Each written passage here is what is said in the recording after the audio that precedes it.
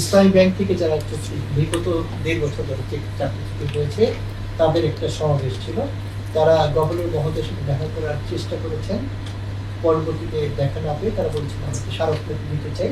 তারা একটা স্মারকলিপি দিয়েছে। স্মারকলিপিতে তাদেরকে অনলাইনভাবে যে চাকরিচ্যুত করা হয়েছে এই বিষয়গুলো গভর্নর মহোদয়ের কাছে উল্লেখ করেছে।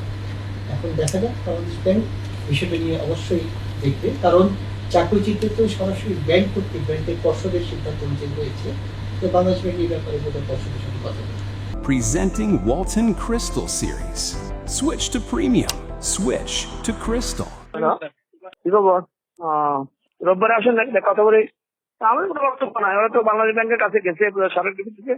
আমি যতটুকু জানি কি বাংলাদেশ ব্যাংকে একটা কমিটি গঠন করে জানি না, আমি ঠিক বলতে পারলাম না, আমি তো ভোট পেয়ে গেছিলাম। এই ব্যাপারে আমাদের কোনো বক্তব্য নাই। আমাদের কাজ করছে, আমাদের কি বক্তব্য?